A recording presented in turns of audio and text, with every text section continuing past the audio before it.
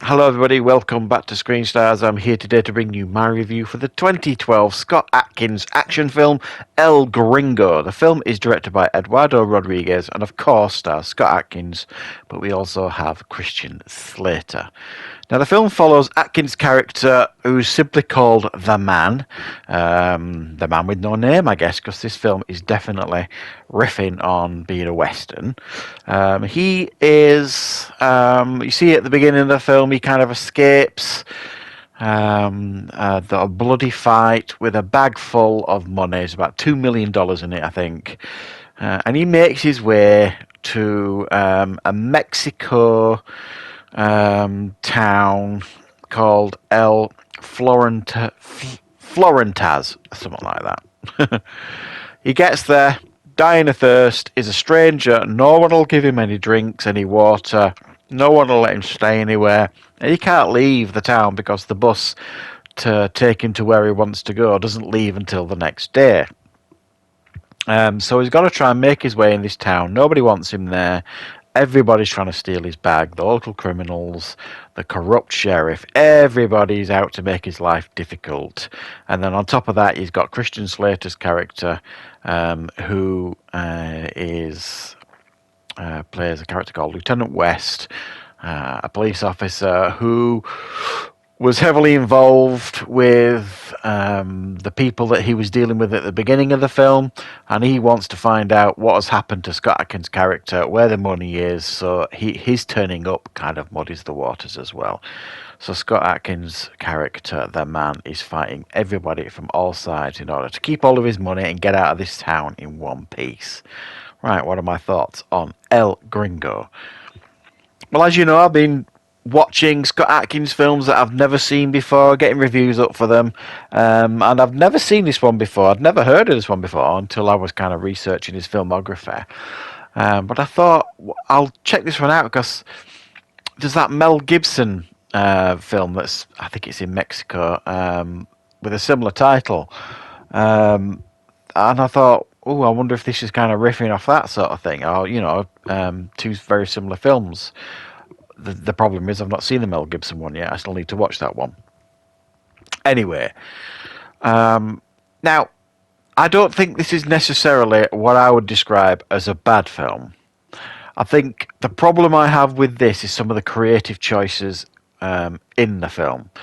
So the way the film is shot, it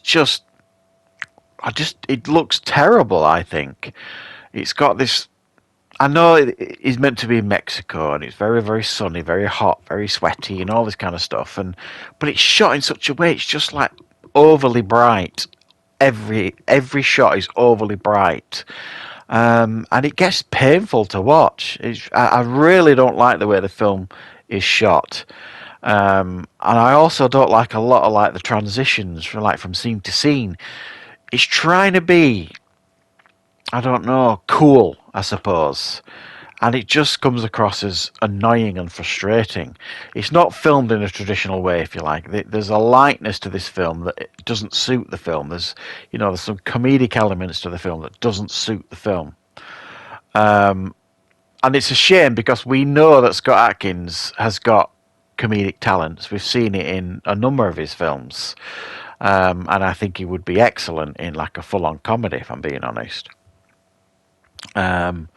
But it's not really his character that is given anything comedic to do in this film.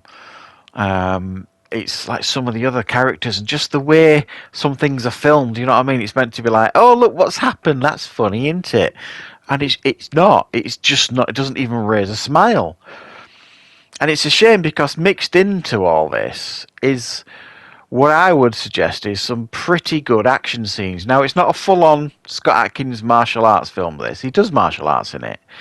A decent amount of it, but it's more of a gunfight film. And it is definitely, meant to be a modern-day Western. I mean, it's not subtle in trying to get that message across. So when it comes to the action part of the film, there's some decent, memorable scenes in here. Um, I think they're done pretty well. It's not. There's a real lack of charm here with the film, in my opinion. There's a lack of memorable characters here in the film, and it feels at times like it's trying to be a sitcom, and it feels at odds with itself. It just doesn't fit the kind of film that it should be, or it's trying to be. It's trying to do too much with this genre, and it's like I think it would have been much better if they'd have just made it like a straight up action flick and not tried to mess about with the genre and try and be cool with the transitions and try and be different to how the film is, shot. Give us some memorable characters. Um, you know, Give us some really memorable scenarios and action sequences. They don't. After watching the film, and I only finished watching it yesterday. I can't honestly tell you an action sequence that stood out that's really memorable to me.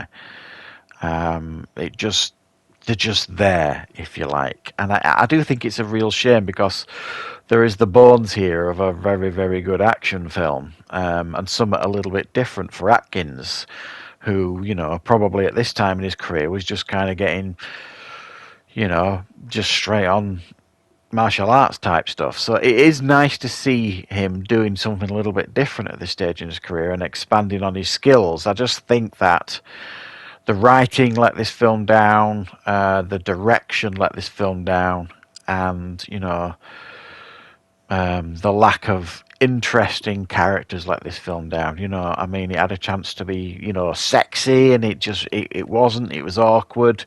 You got generic villains here. You got the corrupt sheriff, the local gangs, that kind of stuff. And then Christian Slater, for me, I mean, it's tragic what's happened to this guy in his career. His character is just not memorable at all. They don't really give him any real identity here in the film, and he doesn't really give any charisma to the performance. So I was quite excited when I realised that Christian Slater was in this film. I thought, well, this could be interesting. It could add a new dynamic to the film, but unfortunately, it didn't add enough to kind of give the film a different dynamic. So I think this is a bit of a miss, really. It's a shame.